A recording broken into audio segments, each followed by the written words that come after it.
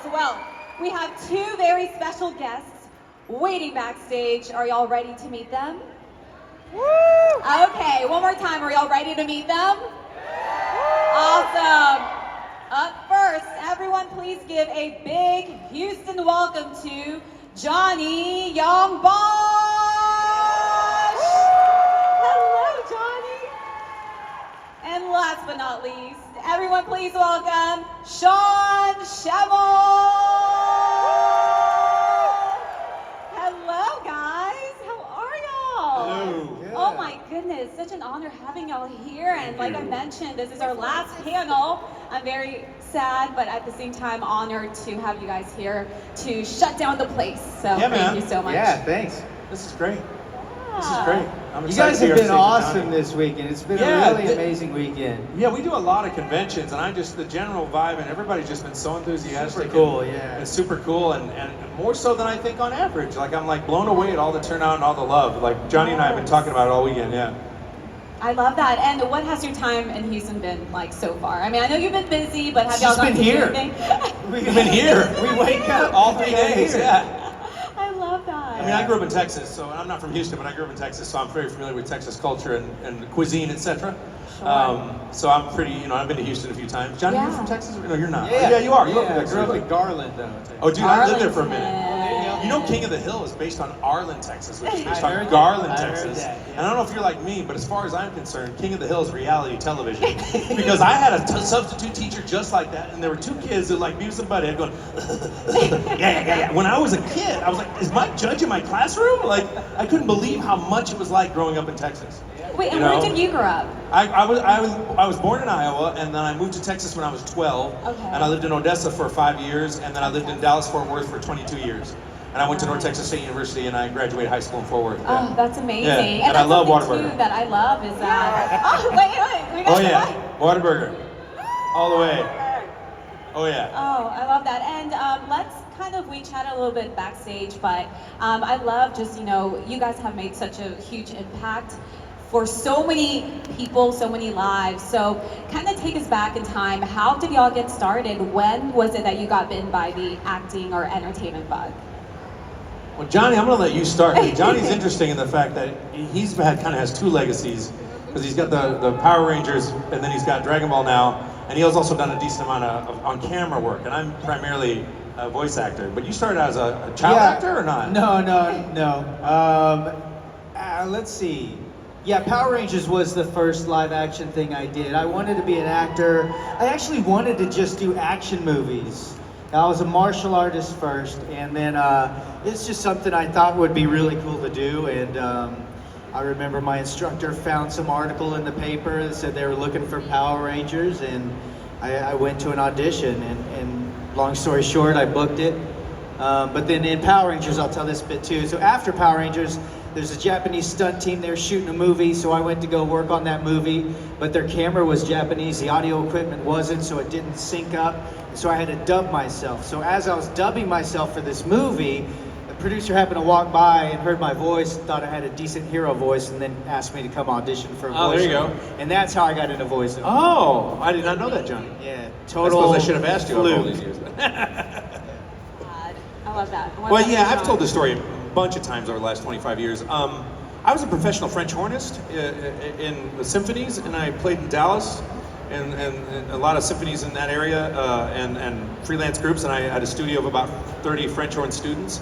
And my goal was to be a classical musician and play in orchestras, and I had done voices my whole life as a kid, because I would like to turn the volume down and make up my own voices, and I did stand-up comedy for a second. And my wife at the time, I was married at the time, was an actress, and she was looking for acting work in the Dallas Observer, because they didn't have the internet really. I mean, the internet existed, but it wasn't where you got work necessarily. And she saw an ad in the paper that said wanted voice actors for a national cartoon.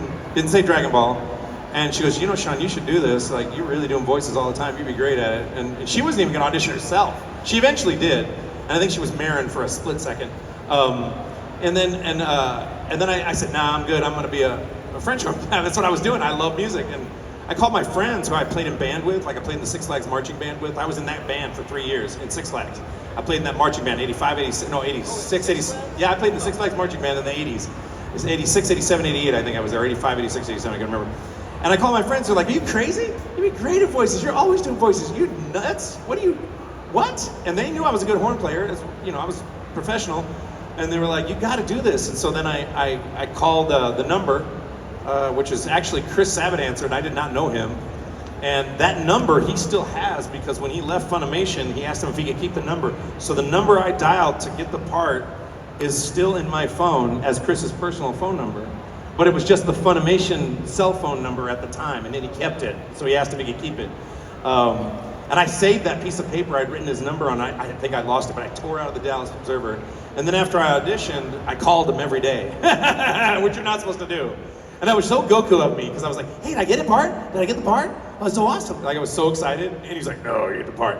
Now, Chris is funny, because he's a notorious prankster, and he will troll you. And from day one, he was trolling me, because when he called me, eventually, he goes, hey, Sean's Chris Sabat, Funimation, and we're casting Dragon Ball. Just let you know we got you a part. I'm like, what's the part? And he's like, well, we're gonna cast you as Goku. And I went, oh man, I really wanted to be Captain Ginyu because that was such a cool voice. I really wanted, because I didn't know any of that. They didn't tell us who was the lead.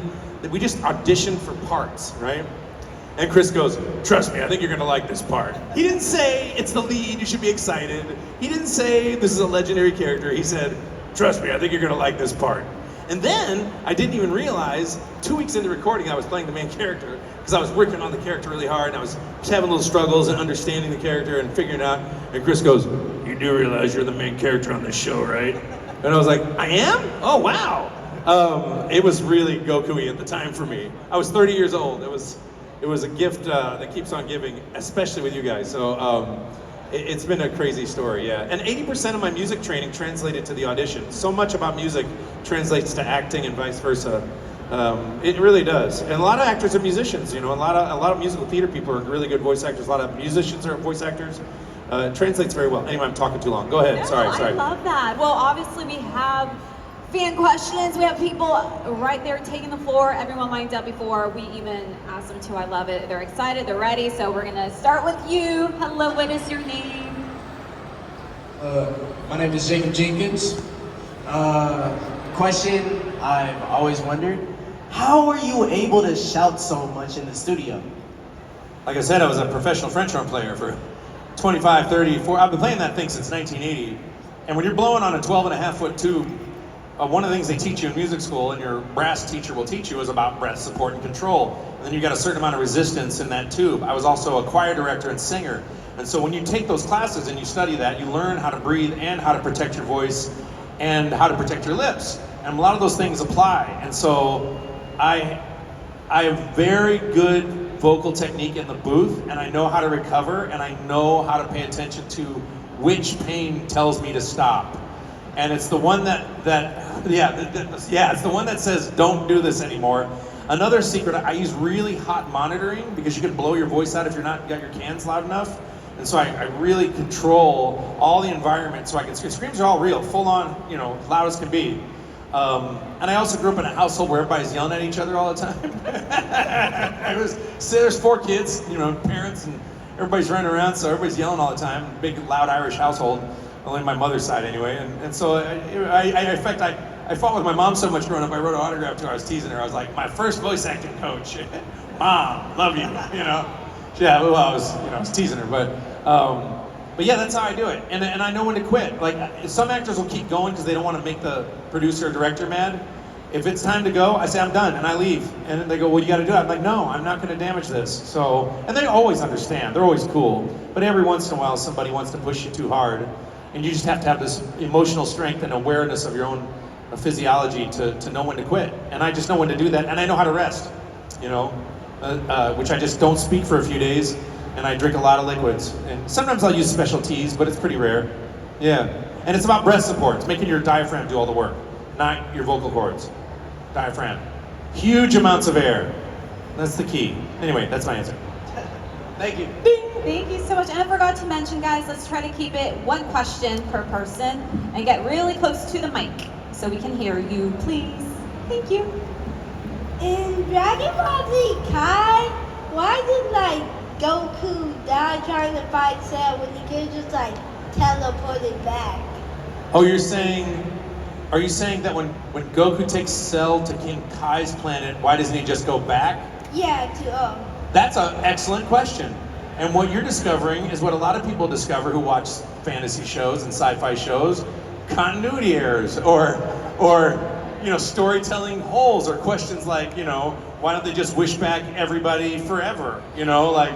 That's a great question. And there's lots of questions like that in the Dragon Ball universe, like, well, this doesn't make sense. And part of that's just the creative storytelling process. Even creators will tell you, oh yeah, I painted myself into a corner with this rule set of how I tried to figure out how to do this scene, right? So it's a struggle a lot of creators have. And the answer is, I don't have an answer for you, because it's a very good question. And you would think that the logical thing would be for him to drop off Cell at King Kai's planet and then go back. You would think, because he can do instant transmission. But then of course he's got to deal with Cell and King Kai's planet. But yeah, that's good thinking. I hope that helps. I know it's complicated, but I haven't done that. It means you're smarter. Yes, you're smarter than the show is what I'm saying. Thank you. Thank you. Hello.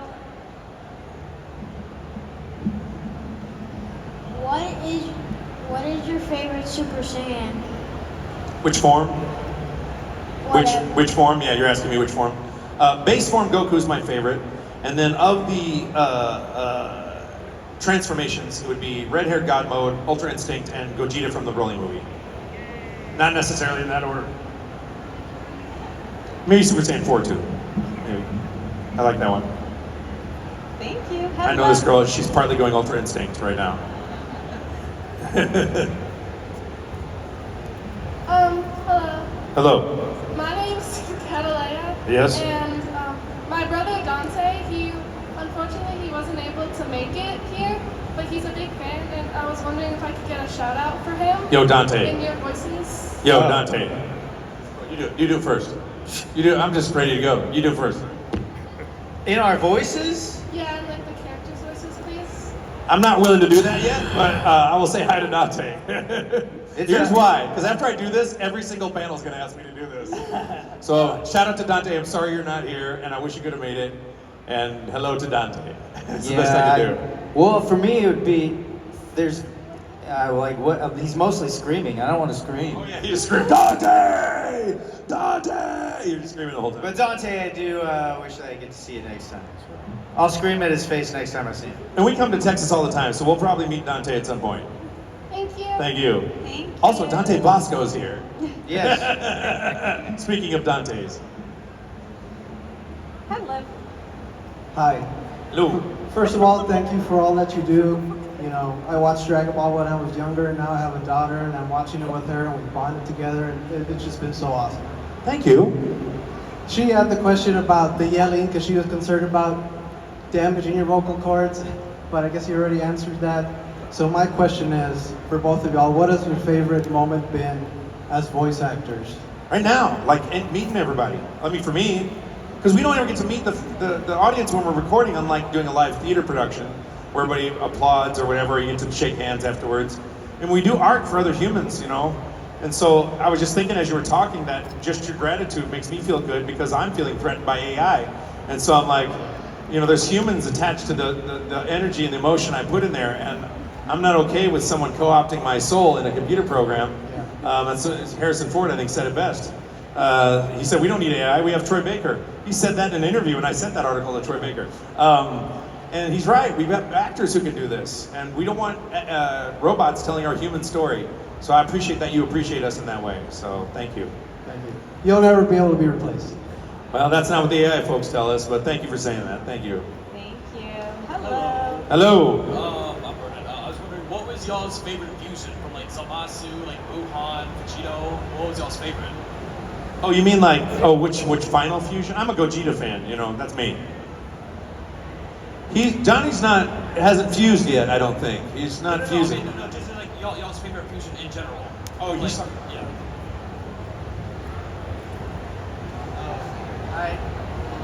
I don't. Say Vegito or something. Say Vegito. Say Vegito or something. All right, fine. Thank you so much. Hey, yeah. I'm alive, pretty much loud right here. Oh, hi. First off, hi Sean. Hello. My name's Miranda. I'm also from the Dallas Fort Worth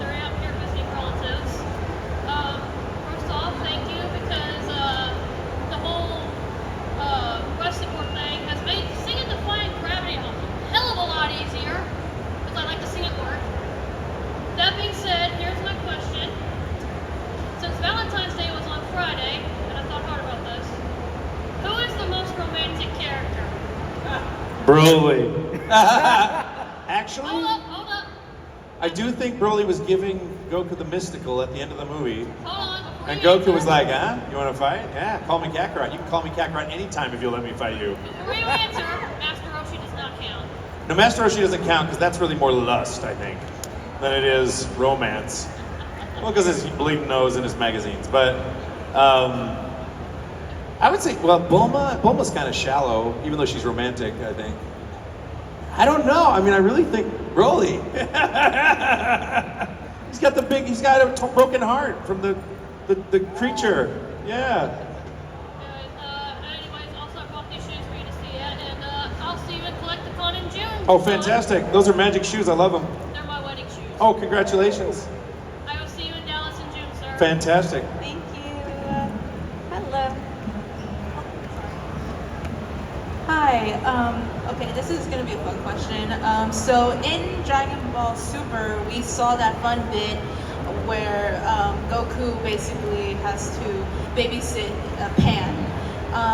My question is, how do you think Broly would do as a babysitter for Pan? I mean, Piccolo's babysitting Pan, or Goku was? Was Goku babysitting Pan? Well, Piccolo and Goku, mainly Goku. That's right. But I mean, mainly Piccolo, but Broly babysitting? I don't know. I don't think Broly would be very good. He hardly knew what water was. I think that'd be a problem. thank you. Thank you. First of all, I want to say thank you guys. I've been a lifelong Dragon Ball fan, and I've always also especially loved Broly. So it's really awesome to see you guys.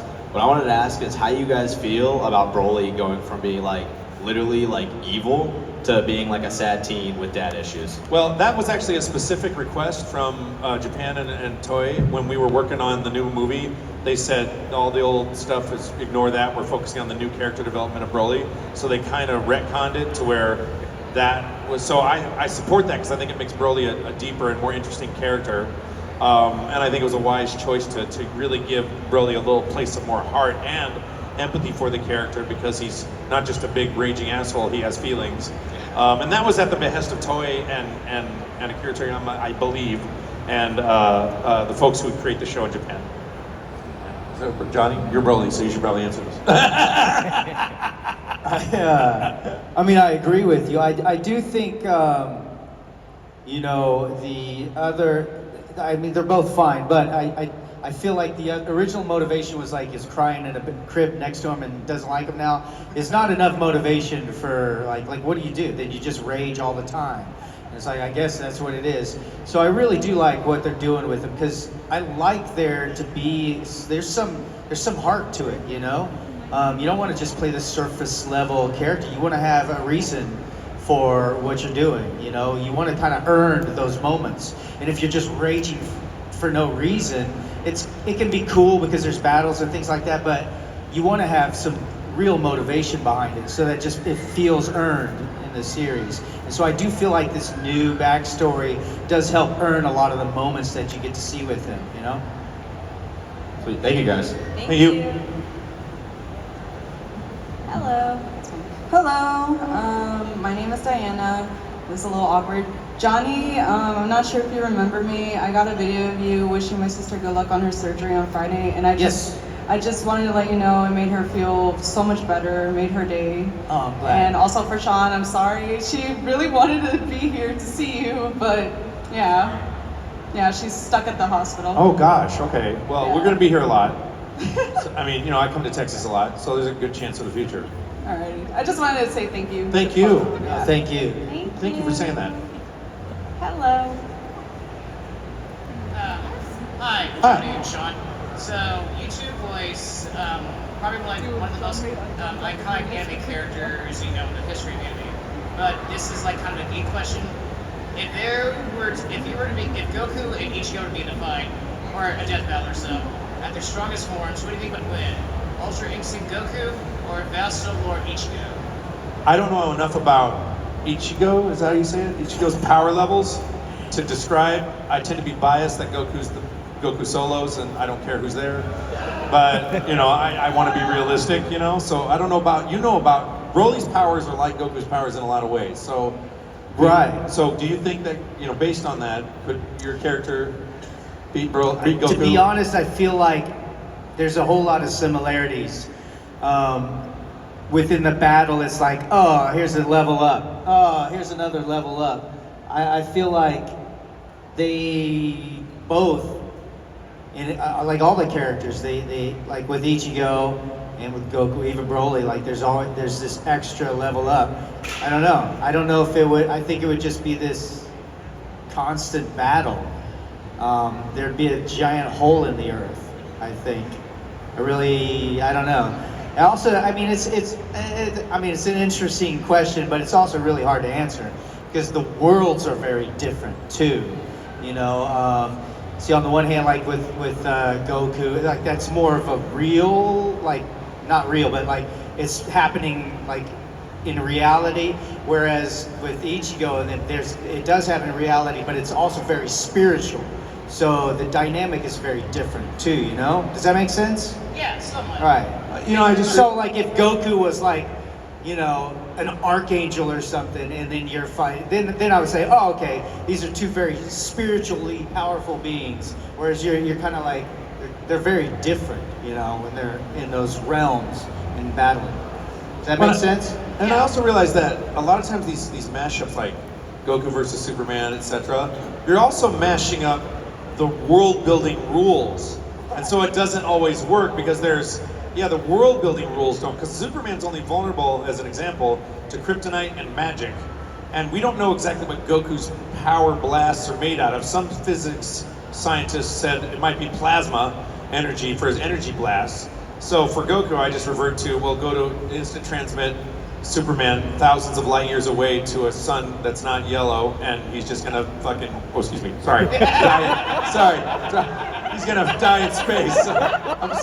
I'm sorry. I'm used to being by myself at home cursing whenever I feel like it. I haven't been in public for a minute.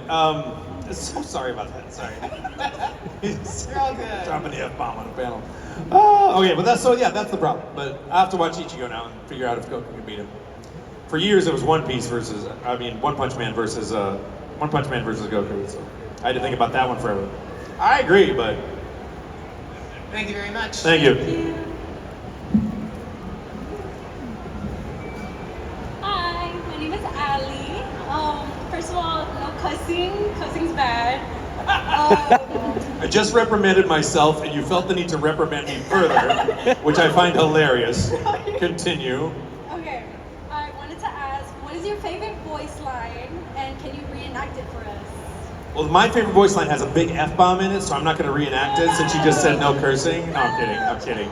I'm not going to reenact my favorite voice line, only because it's probably something like, I will let you destroy my world, and that's just crazy. I'm not going to do anything crazy. I'm trying to think of something funny I could reenact, but screaming I'm not going to it's just too much. Do you have a favorite line? I mean, what's so funny when someone asks me a favorite line, I start cataloging 25 years of work in my head. Yeah, you gotta go through a bunch of different things. I think I'll say one of my favorites is Vash and Trigun, 98. This world is made of love and peace. That was a lot of fun. I like that. I can think of one when Goku was like, your read made me think of this quote, which is one of my favorite lines. When Goku overhears Chi-Chi and Bulma talking about the fact that Vegeta has gone off to train with Beerus and Whis without Goku, and Goku hears through a wall and then punches through a wall, just like the Kool-Aid Man. I specifically overdid that like the Kool-Aid Man, and the line was, Vegeta's doing what? And I did it way over the top because he punches through the wall and he's very upset. And I thought it was just a perfect Kool-Aid moment. And that's one of my favorite lines, yes. And I did reenact it without screaming, so I got lucky. Thank you. Thank you. All right. Hello, my name is Louis, and I have a question. Can you please say Kamehameha? No. And here's why. I just don't want to get in a habit of everyone's making me scream Kamehameha on every panel. And if I do it here, I'm going to have to do it all the time. I really don't, and my voice is killing me. I'm so sorry. Do you have a question, though? Yeah, what was the most hardest part, screaming Kamehameha all the time. No, no. The screaming is it's really challenging, and certain scenes more difficult than others. If you see the scene where I'm doing I Will Not Let You Destroy My World, while that seems like a special moment, and it is, that's every day at work. When I'm doing Goku, every day I've got it, well, not 5 days a week, but every time I go in. But at one time when I was working in my 30s, early on in Dragon Ball, I was going 5 days a week, sometimes 12 days in a row, 12-hour days sometimes. It was really, really difficult. Yeah, that was hard. I don't do that anymore. How many Kamehamehas have you done? Fun fact, I'm surprised some fan has not stitched together on some All of the YouTube video ones? all the Kamehamehas, and I'm waiting for some fan to do it, stitch together all the Kamehamehas and every single fight react I've ever done. Like, going on for like 2 hours on a YouTube video. That would be hilarious. Thank you so much. Thank you very much. That's Thank your you. mission. Hello. Hello, my name is Ryan, and I just gotta ask, I'm a huge sucker for transformation scenes, so I gotta know what your guys' favorite is. For our characters? Yes. Like when they power up and change into something else? Yes. Oh, that's what he means precisely. For mine, it is when Goku is fighting Broly and he has to transform into Super Saiyan Blue. That is my personal favorite. What? I'm trying to remember what happens. That's not when Broly grabs Goku by the ankles and throws him around like Loki. Yes. That is one of my favorite scenes because I ended up doing that entire scene in one take. And it was like the first take. I was just on fire and I got lucky. And I was breathing real hard and I said, are we okay? Can we do it again? Like, no, it's good. And I got totally lucky on that. That was a really crazy scene. Yeah, what about you? Did you transform? Well, I mean, to Super. Well, yeah, but what about your other characters? Do you have characters that transform? Oh, the other I think transform? all my characters transform. I think that's kind of a Japanese anime thing. Right. I think most of them transform. Yeah, in Power Rangers my very first one. Well, we morphed. Oh yeah, that's right, you morph. We morphed. That's funny. They're like, oh, Transformers transform this. Hey, what do we call it? Transform? No, we can't morph in? That's probably what happened, yeah. That's probably what they did. They were like, we already use transforming too much. We gotta come up with something else, says Japan. Thank you. Thank you. Hi. Hi, my name is Lucy. My brother's a big fan of Dragon Ball Z. Hello. I just wanted to say,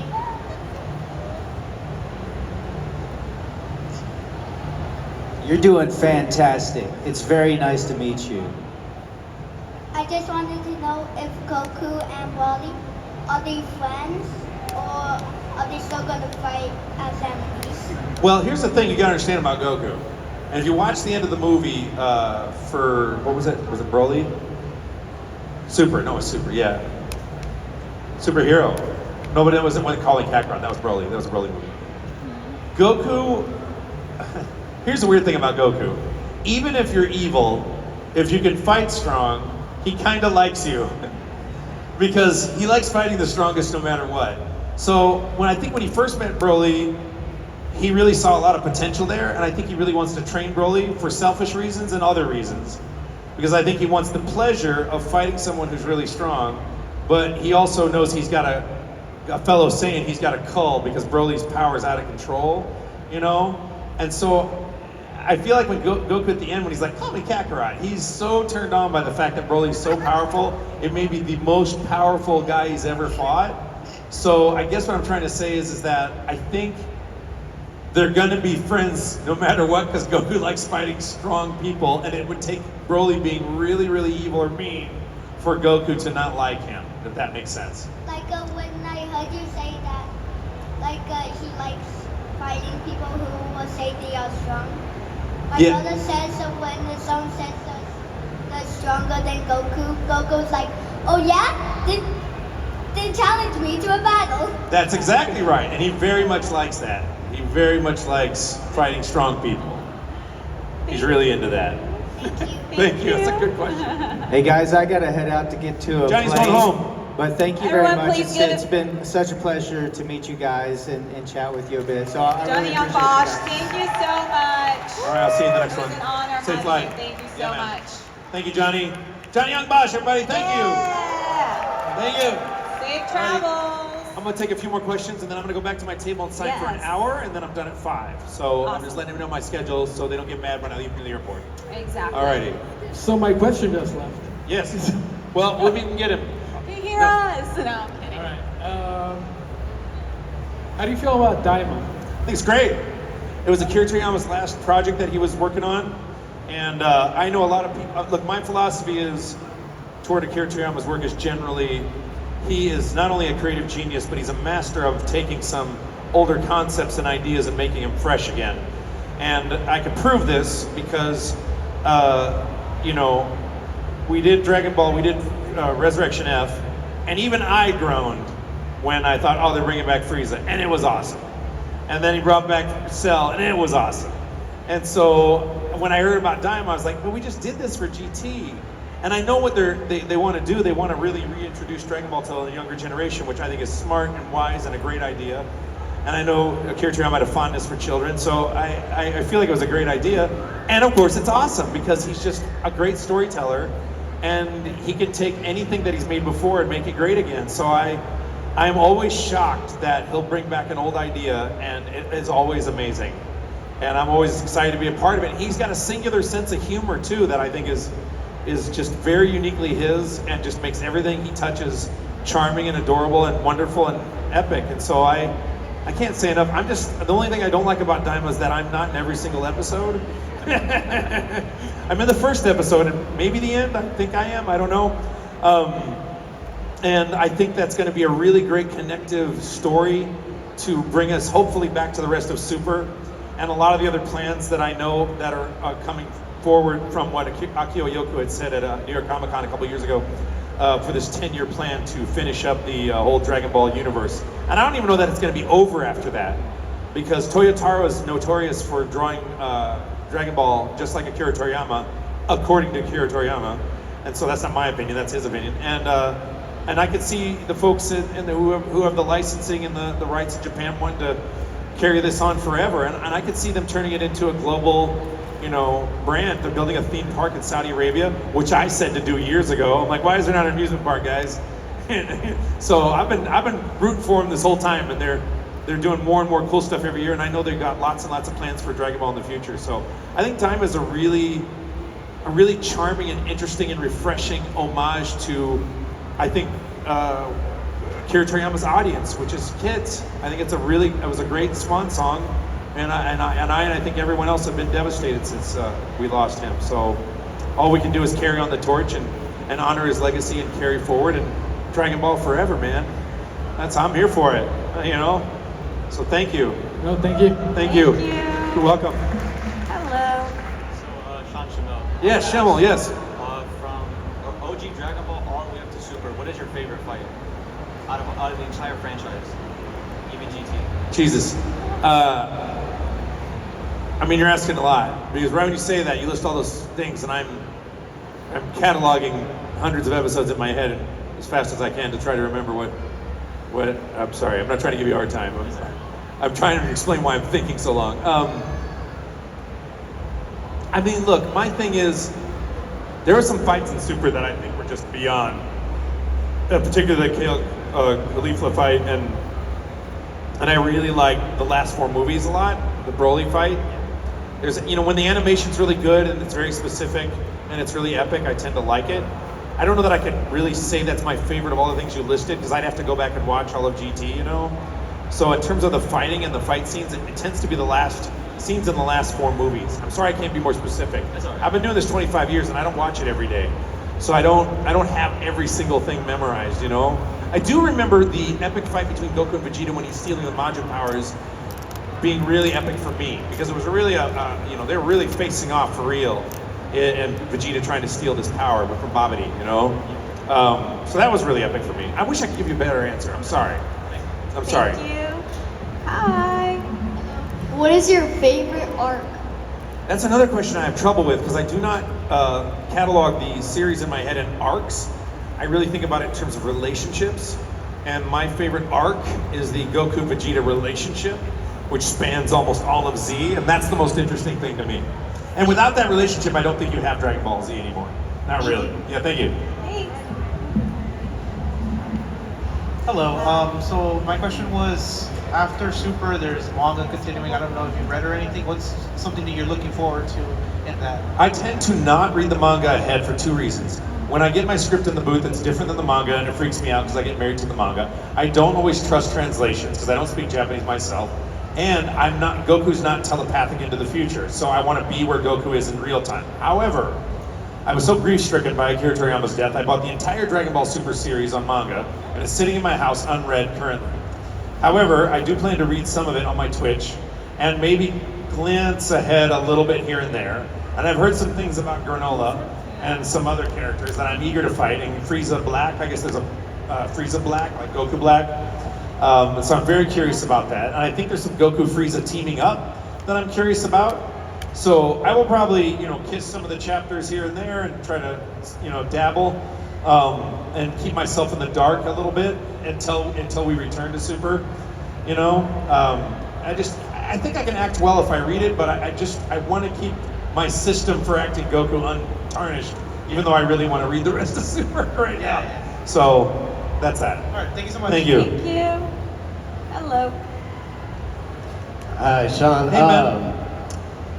Real quick, finding out you were a choir kid was sick. That was awesome. I was, yeah. I never knew that. I was a choir director for a minute.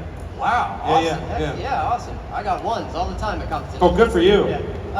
Okay, so my question for you, and this might be a dumb question, but I've wanted to ask you this question for like 20 years. Throughout your entire career and all the media that you've done, voices for Goku, video games, cameos, anything that you might have done, roughly how many times do you think you've recorded the line, "Hey, it's me, Goku"? I've thought of this. I thought you were going to ask me something different, but... Well, I know that in Dragon Ball Z, at the end of every single episode, I usually had to say it for, "Hey, it's me, Goku, next time on Dragon Ball Z," yada, yada, right? And you'll find that I'm not acting... I don't always act well in those because we found, when we were recording them back in the day, they would not let us edit. They would let us edit the script sometimes, but they would not let us edit the outro. And sometimes the English was really weird. Right, translation. Yeah, it was real, and I would just fire it off like I didn't give, and I try to always give a shit when I always do, but so you'll find that I'm a little bit odd in those because I don't know exactly what's going on, and I want to change some words and they won't let me. So I just read it down in Goku's voice, right? And I realized in retrospect that I couldn't tell because they didn't tell me what tonality Goku was trying to do for the outro for announcing the next episode. And then I didn't hear Masuko Nozawa do it for years later. And so I regret a little bit. I was trying to sell it like an advertisement for the next show. So I would really billboard Dragon Ball Z. Dragon Ball Z! I'd really billboard it because I thought Goku was selling the show. But then when I heard her do it, I'm like, no, she's just speaking in character. But they never told me that. So if I could redo it again, I'd probably be more like just casually talking than really billboarding Dragon Ball Z. But I was also an American, and it was the late 90s and early 2000s. And that's how you sell stuff. And that's what it is now. Though. Exactly. Like, hey, it's me, Goku. Like that's what it is. No, and I don't mind that. And that I've never changed, and that I would not change. And that was always correct. If I say, "Hey, it's me, Goku," in the outro, I'm doing it just like I do in the show. I'm talking about the rest of it. The rest of the dialogue on the outros and the introduction of the new show was always a little difficult for me. And so, and I'm talking specifically about billboarding next time on Dragon Ball Z, right? I probably wouldn't do that way now. I might not, depending on whether they want it. But yo, it's me, Goku, or hey, it's me, Goku. That's exactly how I do it on the show. That's exactly right. And I'm always thinking, yo, it's me, Goku, because of Goku's face. I'm always thinking, you like me. Yeah. He's always like, I don't care, you like me. It's so weird how he's like, I don't care if you don't like me, but you like me. It's just kind of how he feels to me. When he says, yo, it's me, Goku, that he's not going to care if you don't like him. Yeah. I'm here. I'm here. It's me. Yeah, it's all good. Yeah. It's just how it is for me, yeah. But I thought you were going to ask me, well, I don't want to take too much time. It's almost that time. But anyway, go ahead. Thank you. It was just how many times do you think you might have recorded that line? Yeah. Well, at least maybe a few hundred. Everything, video games, all that stuff. I don't know, a few hundred times maybe. Yeah. That's my guess. Thank you, man. Yeah, thank you. So much. Better answer. And by the way, guys, I was just told we have time for one more question. One more, guys, then I'm gonna go back to my table for an hour, and then I'm going to the airport. Awesome. Hello. So I was wondering, is Super gonna come back? And if it does, will we see Super Saiyan 4? I have no idea about Super Saiyan 4. I don't have any idea about Dragon Ball Super coming back. You know, if Japan corporations or anything like American corporations and they have an unfinished series that would probably make them a lot of money, they're probably going to do it. But that depends on a lot since Akira Toriyama's passing, or legally and otherwise, which I know zero about. They would be foolish to not finish Dragon Ball Super, and they are continuing the manga. I think the chances are very, very likely that it will return at some point in the next few years. My wish is, I know they're still planning on doing more movies and more video games, and we have Dragon Ball Daima right now, so I'm really hoping that we can complete Akira Toriyama's legacy and carry on the message of Dragon Ball and keep everything going. End of Super and beyond, hopefully. So, and I'm here for it, as long as my voice works. Okay, thank you. Thank you very much. Thank you so much. Everyone, please give guys a are big amazing. round Thank of you for being so applause kind all to weekend. Yong Schemmel. Thank you. You can catch him back at his table. If you have any other questions, want pictures, autographs, go see him there. Thank you guys so much.